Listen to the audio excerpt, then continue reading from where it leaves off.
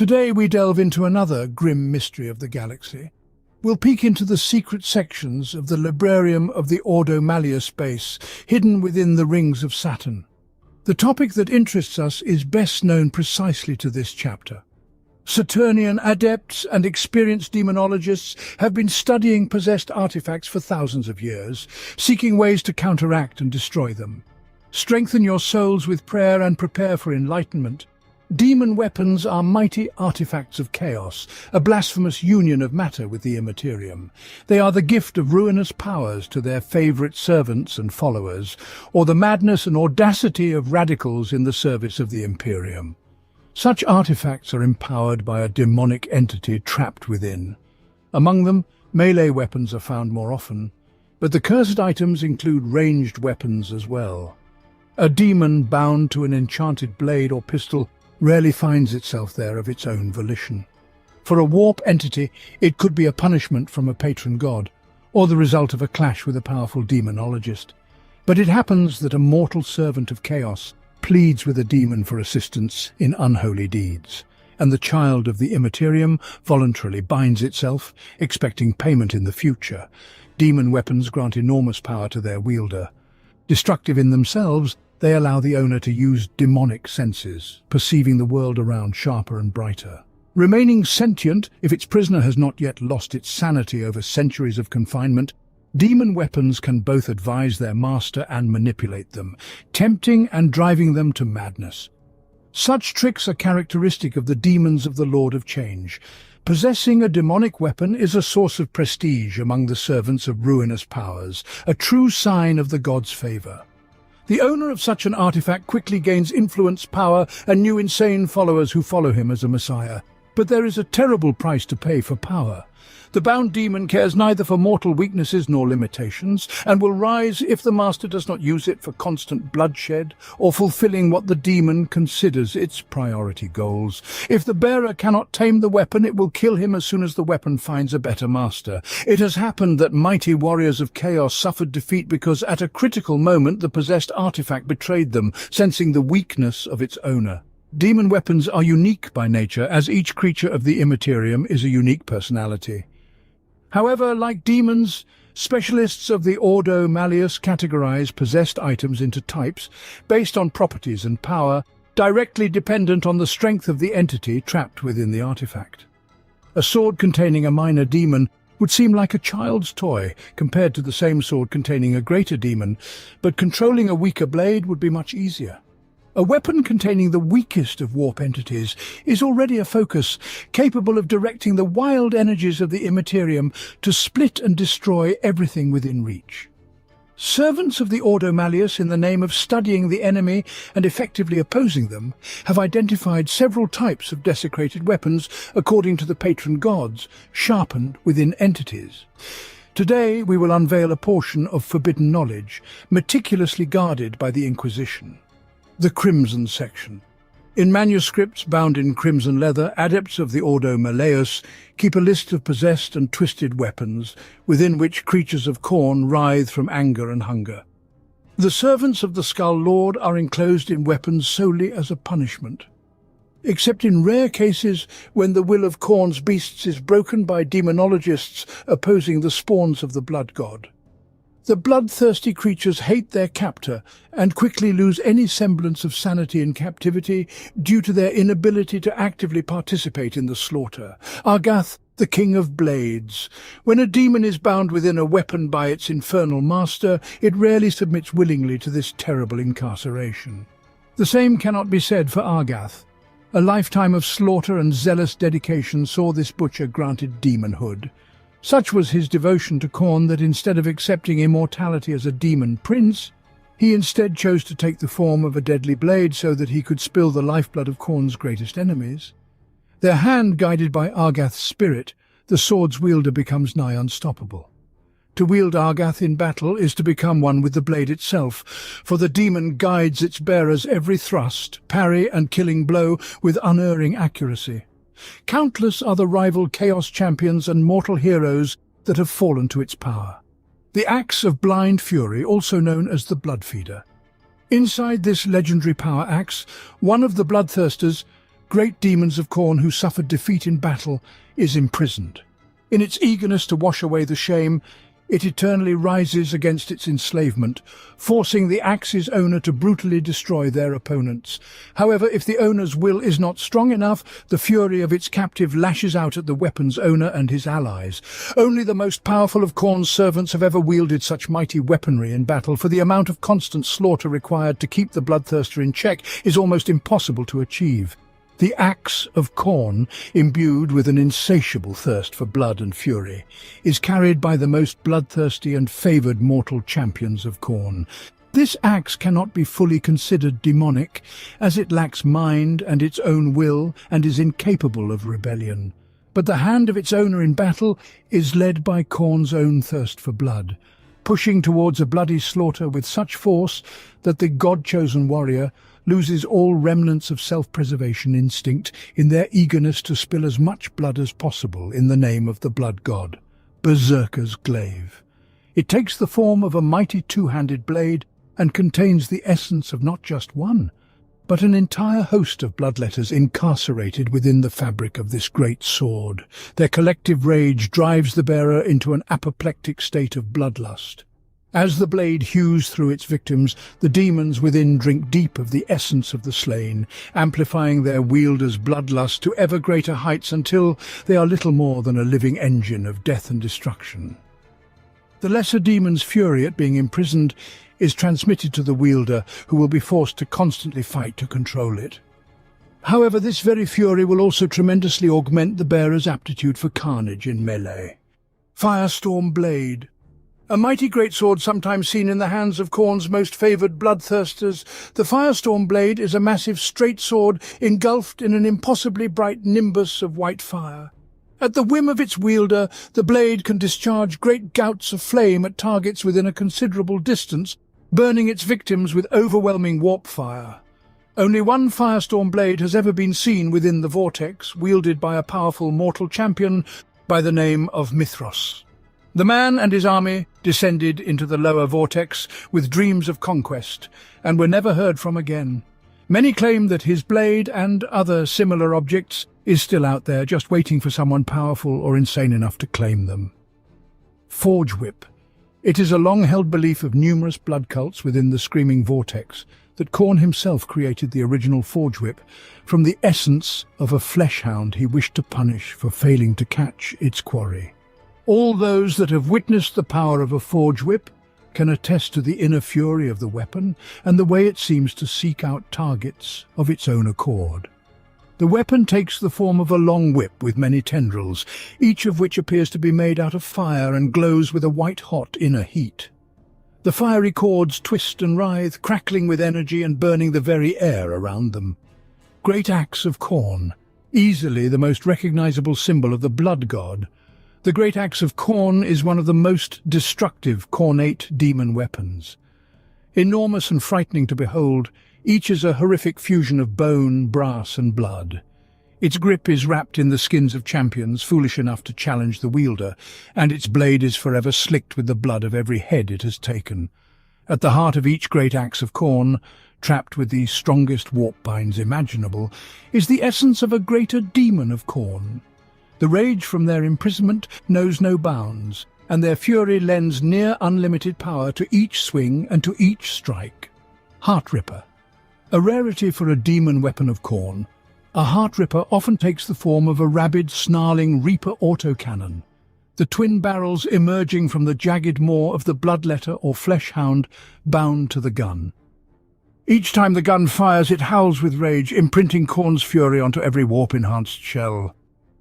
Unlike other ranged demon weapons, the Heartripper still needs to be reloaded, although whether that is to feed the ammunition hoppers or simply to feed the demon within remains a mystery. Soulfire Lance. Taking the form of a twisted spinal column or collection of broken bones stretched unnaturally into a long staff, the Soulfire Lance is a gateway to the Immaterium. Each time the bearer squeezes the lance, the demon within howls, unleashing a vortex of Empyrean energy that draws its victims into the lance itself.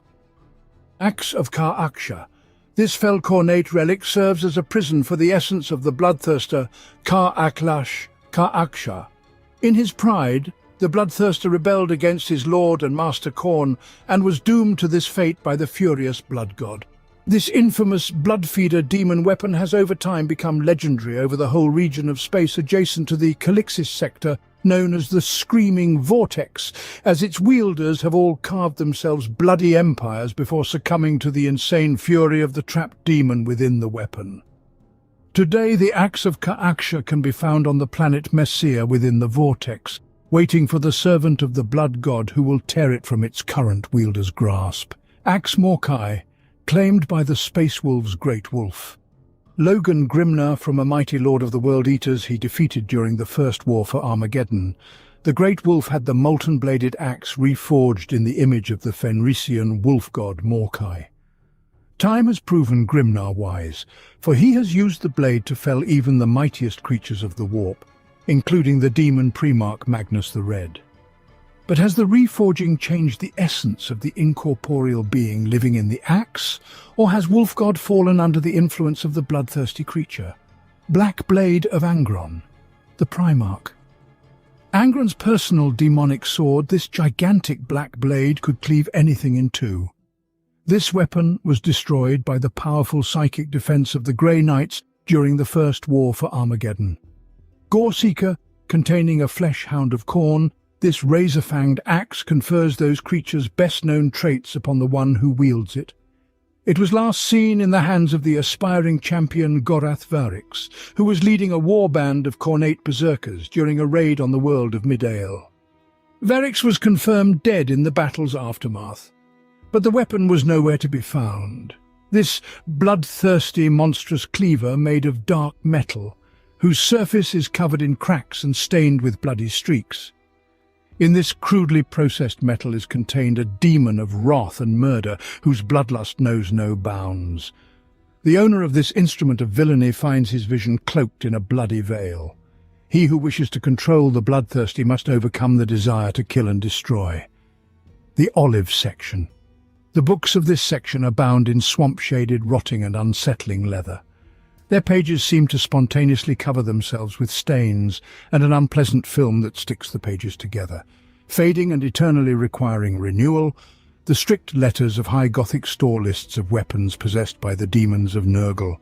A weapon that has embraced a creation of the great corruptor serves its master, even while remaining sheathed, becoming a conduit for Nurgle's favoured diseases and epidemics. With grim satisfaction, the Lord of Decay watches from his gardens as his mortal champions spread his gifts, fragrant with pus and suffering, across the galaxy. Angarak is a chain sword that has absorbed several Nurglings, considered by many to be infected rather than possessed. Over its long journey, Angarak has changed so many owners that their names can hardly be recalled. Existing only for spreading diseases, it's too foolish even to realize its own captivity and humiliation. Full of enthusiasm and a desire to please the Lord of Plagues, Angarak oozes the pus filling it and spins the blade of the sword irritatingly fast. This bubbling enthusiasm likely explains its frequent change of owners. Few can endure having a cheerful yet dim-witted demon by their side for long. Fathers of Blades. Rumoured to be the original Plagues words created not long after Nurgle came into being, the ancient Fathers of Blades have spent millennia spreading corruption. Their cracked and rusted lengths deaden the senses of those nearby, and any who mistime their swings find their attacks deflected off its corroded edge. Man-Reaper. A Man-Reaper is an enormous power scythe that has been dipped in the filth of Nurgle himself. Carrying a shard of the plague god within, these virulent weapons are much sought after by the servants of Nurgle, even if they sometimes claim the life of their bearer as well. Pandemic Staff. A vessel of Nurgle's favourite infections. Their diseases joyously spread across the battlefield, with each new attack from this staff. It is said that the champion who wields this staff is marked by the kiss of the Father of Decay himself, Plague Knife. The hallmark weapon of the Death Guard Traitor Legion, which was originally their close combat blade, the Plague Knife is a broad trench dagger, which was a brutal and efficient weapon in hand-to-hand combat. When the Astartes of the Death Guard were transformed by the corrupting influence of Nurgle, these blades transformed as well. Now they have become plague knives, corroded weapons coated with rust and numerous diseases, the better to spread Father Nurgle's vile blessings across the galaxy. Only those pure in his sight, such as his plague marines, are granted such a weapon. And any lesser being suffering even the slightest wound is gifted with one of his innumerable creations, such as Nurgle's rot or the weeping pox. Plague's Word. A plague's word is a large, corroded, one-handed sword that drips with venomous pus and the pestilent blessings of Grandfather Nurgle, its touch being utterly lethal to mortal foes. Pus lever. This blade bears the infamous gurgling doom contagion. One struck by the blade typically has only a few agonizing solar seconds left to live before they finally realize the glory of Nurgle's generosity and keel over gurgling phlegm. Only servants of the Plague God may wield this artifact. Rotgiver. Rotgiver is a huge hammer of corroded iron.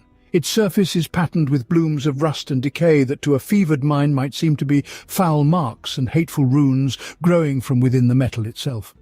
The weapon was said to have been made of metal torn from space hulks, which had drifted in the warp for 7,000 years, and forged in a furnace, fired by corpses before being quenched in the slime of a plague pit.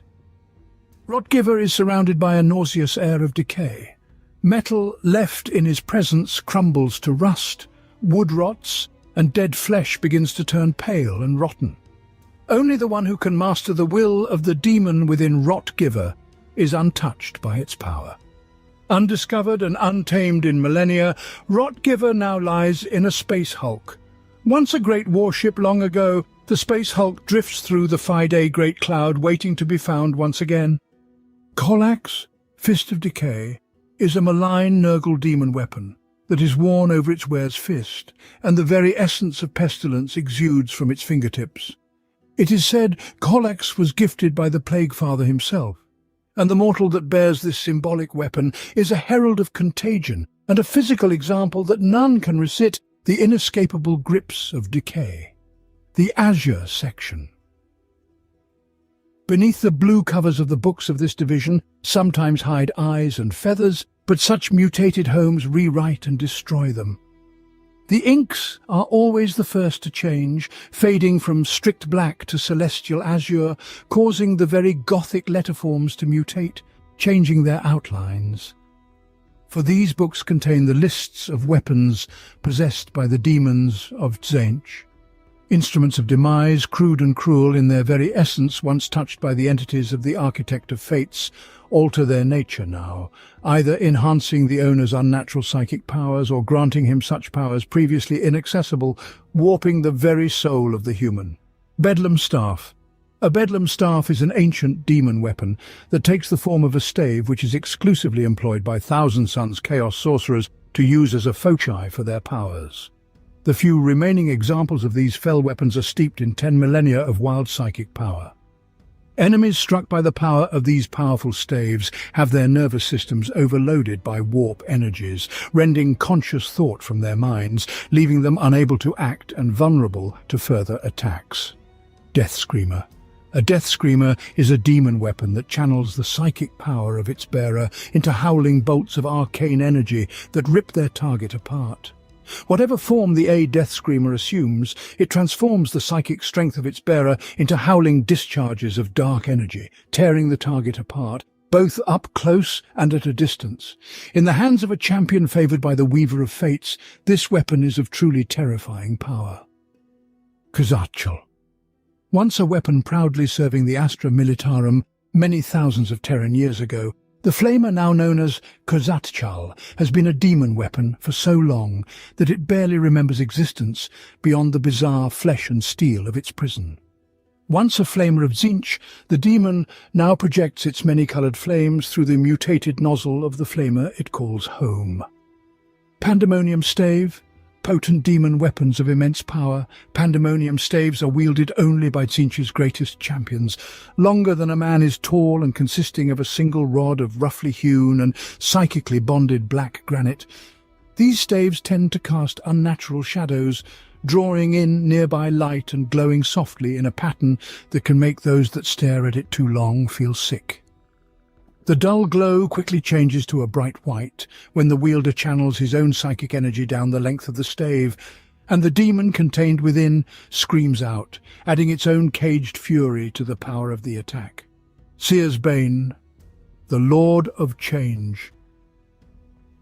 Melek Rakatax was cruelly punished by Tzinch for having the temerity to utter an undiluted truth in his infernal master's presence. Now, bound within a sleek blade, Melek Rakatax scythes through its victim's mind even as its keen edge cuts their flesh. Psychers are especially susceptible to this harrowing mental assault, as Melek Rakatax uses their innate connection to the warp to tear their soul to shreds. Warp Blade. A warp blade is a demon weapon that is gifted to the mightiest of chaos sorcerers and most devious of plotters.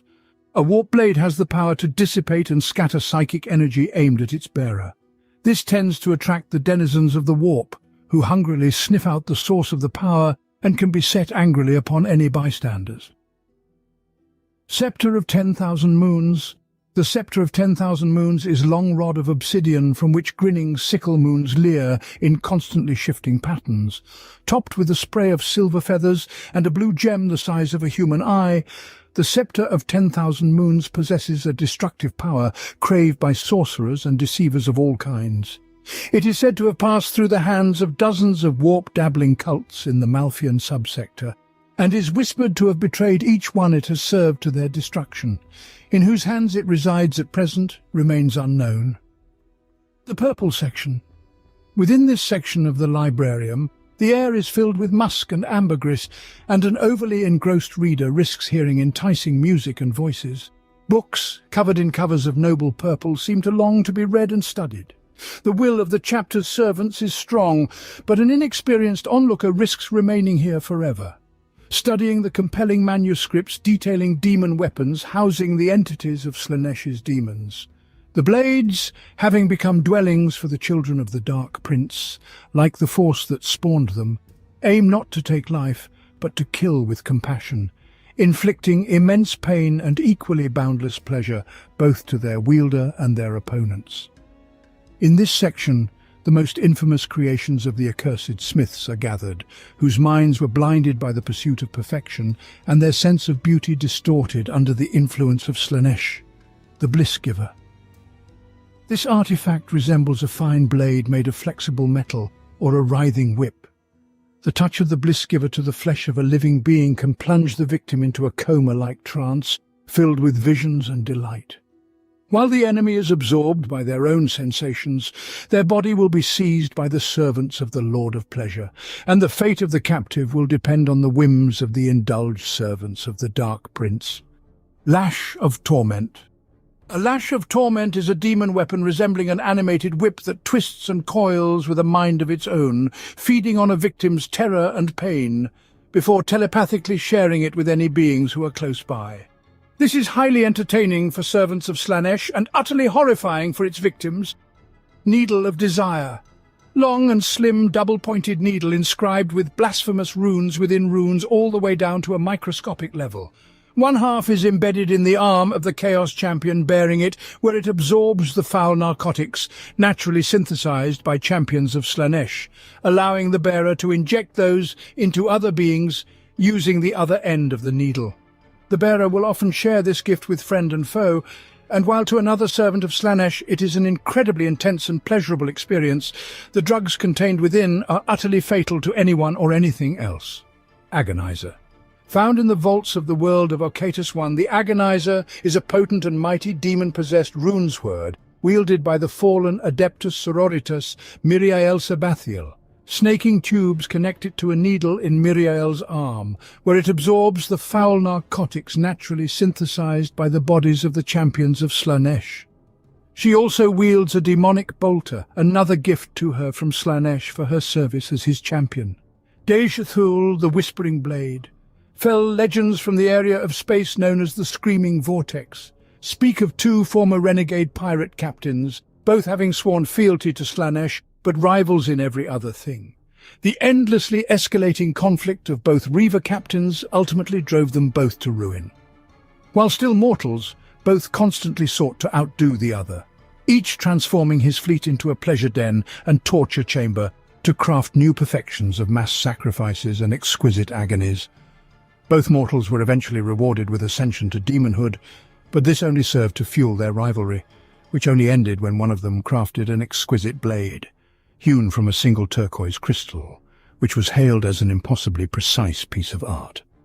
Unwilling to concede defeat, his rival then willingly bound himself to the blade, pouring his essence into it in order to steal victory. Despairing, but unwilling to destroy his masterpiece, the other demon prince cast the blade into the screaming vortex, unwilling to again set eye on his defeat. Thus was born the blade known as Dei Shathul, a prison from which the victorious contestant whispers endlessly of unspeakable deprivations to any mortal foolish enough to pick up the blade. The Whispers of Delight. The Whispers of Delight were demon-bound daggers, created by the Order of the Amethyst Serpent on Malfi. Each dagger had a long blade of amethyst that twisted like a tongue of fire, a hilt of bladed and spiked finger loops, and was etched with the dying words of 36 sacrifices to Slanesh, the Prince of Pleasure. The Whispers of Delight were given to the Order's assassins, who were reputed to be able to persuade their victims to grant them admittance to their most intimate chambers before their throats were cut. After the Order of the Amethyst Serpent was broken by the Ordo Malleus, 3 of the Whispers of Delight were recovered. However, it is believed that more exist and survived the destruction of their makers. Silver Blade of the Lair. The Silver Blade of the Lair was a single-edged sword of elegant Xenos craftsmanship, recovered by Fulgrim, Primarch of the Emperor's Children Legion, from a great temple dedicated to the Chaos God of Pleasure in the aftermath of the cleansing of the Xenos world of Laeran by the forces of the Three Legion in the closing days of the Great Crusade. Unbeknownst to Fulgrim, however, it held the essence of a powerful greater demon of Slanesh, which would eventually overpower and possess Fulgrim during the Dropsite massacre on Istvan Vef. After freeing itself by taking control of Fulgrim's body, the demon later gave the Silver Blade, now bereft of its possessing warp entity, but still a finely crafted weapon, to Captain Lucius, sensing great potential for mastering the way of Slanesh within the arrogant Astartes. The Grey Section. The Inquisition is also aware of weapons that became prisons for demons not sworn to the Great Four, or those whose allegiance was simply not correctly identified and investigated. Here, among the colourless covers and the attentive gazes of the keepers, we read about some of these artifacts. Accursed Crozius. An accursed Crozius is the mark of office of a word-bearer's dark apostle. When the chaplains of the Word-Bearers Legion willingly embraced chaos in the days before the start of the Horus heresy, they ritually desecrated their once sacred weapons. Bound within these talismans of chaos is a demon of chaos undivided, who grants the apostle additional protection and oratory prowess. Black Mace. This fell weapon is said to have been blessed or cursed by each of the demon primarchs in turn. The Black Mace takes the form of a large ornate bludgeon, and so fell is the power contained in this Baroque abomination that any struck by it collapses immediately into mouldering bones, while the horrendous curse that just brought the poor soul low seeks to spread to any living being standing nearby. Blade of the Hydra. Long ago, this oversized chainsword was of purely ceremonial use. Since the demon Prince Garuel of the Nine Sundered Souls was bound inside it, however, the blade has been a fiendish tool of destruction.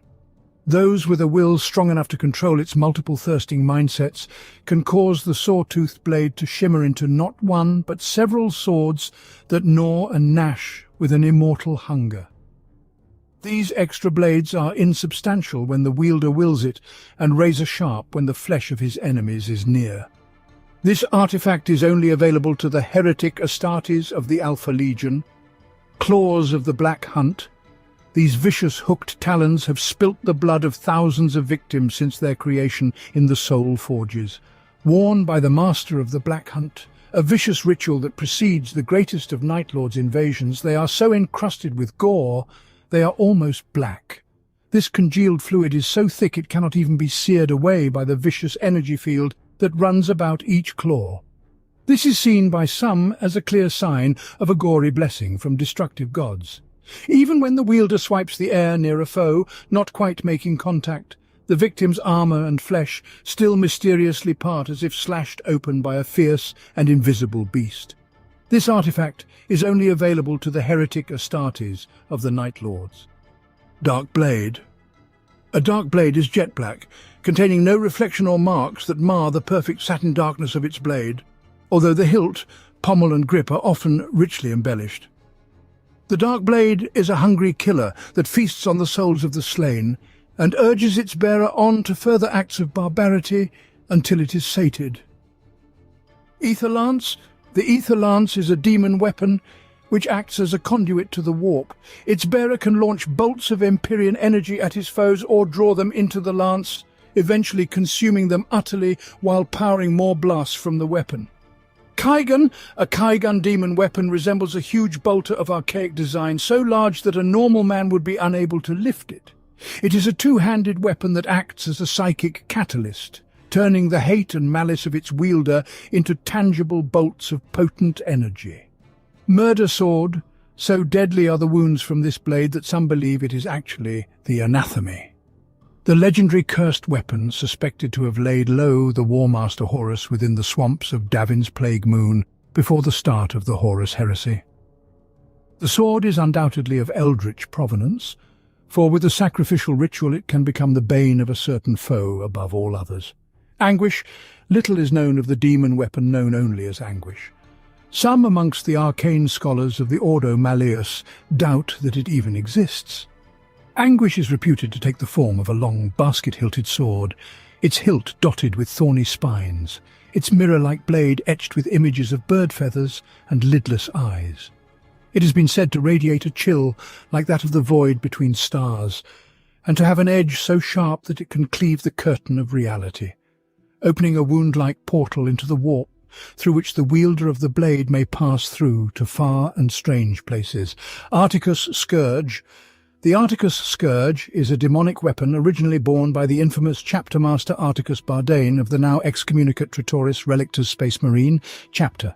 This weapon appears as a flail tipped with balls of pure energy in the form of screaming demonic faces. The flail snaps and gnashes at the souls of those it hits. The Black Blade of Antwer is a warp-spawned weapon that was captured by the demon-hunting Grey Knights Space Marines and is impervious to all means at the Grey Knights' disposal to destroy it. The Grey Knights were reluctant to simply cast the dangerous artifact into the void of interstellar space, where they knew that eventually a new bearer would be drawn to its evil aura, or to seal it away in a vault within their fortress monastery on Titan, as it would only invite corruption to its guardians. A fateful decision was made to place the Black Blade of Antwer into the safest prison the Grey Knights could conceive, the hands of the chapter's own purifiers.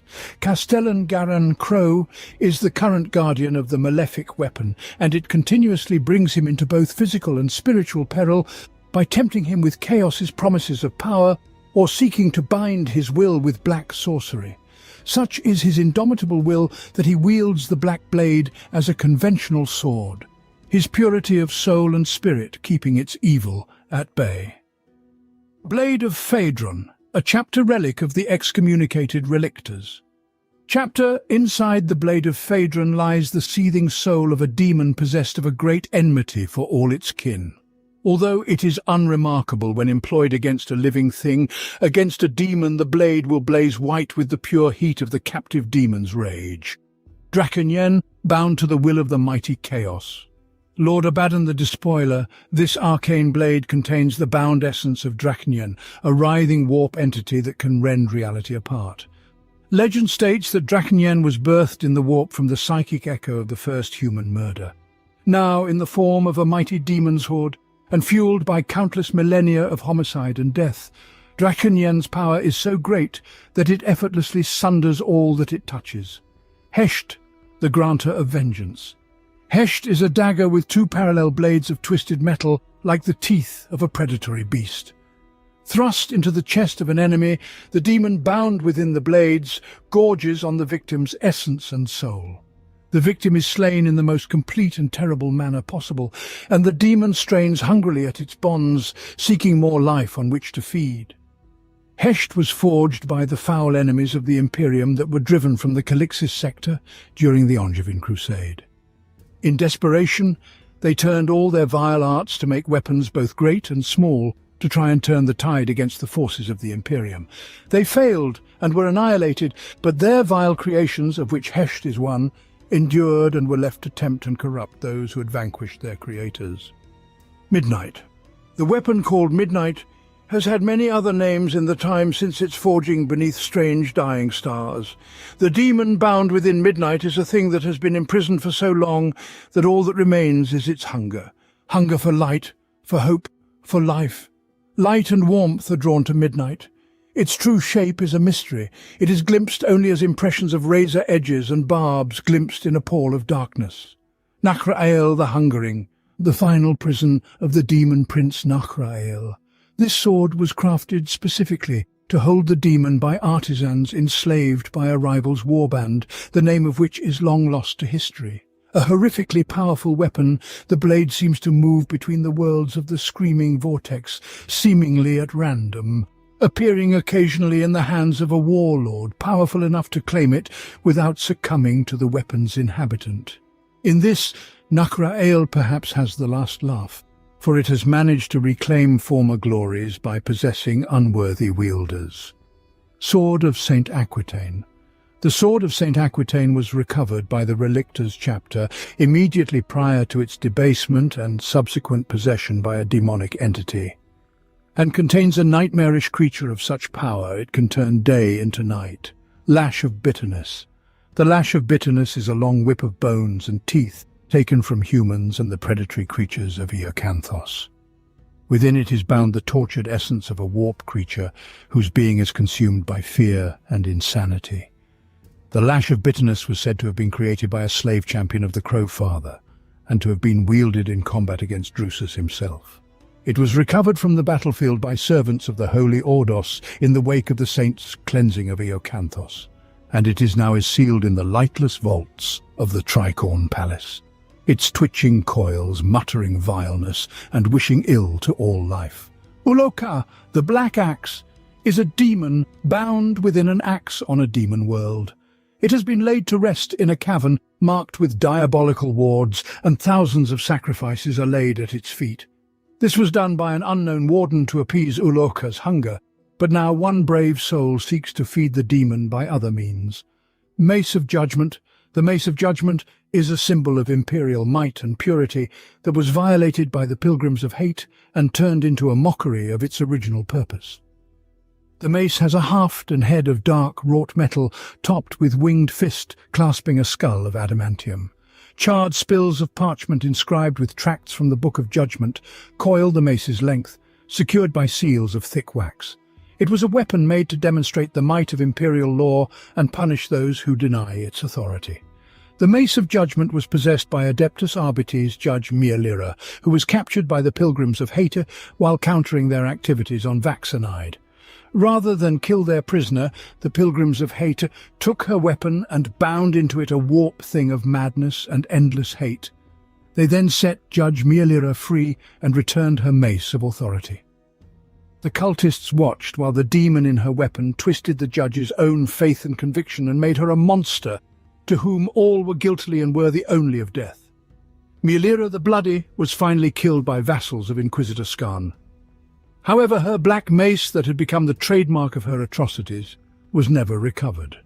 The Spear of Countless Eyes.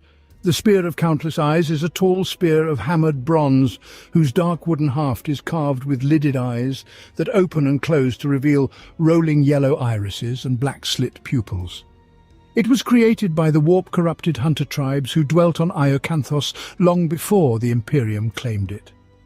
The Spear of Countless Eyes is said to make a hunter able to see with unnatural clarity and be able to feel all that passes around him as if it were the touch of wind on his skin.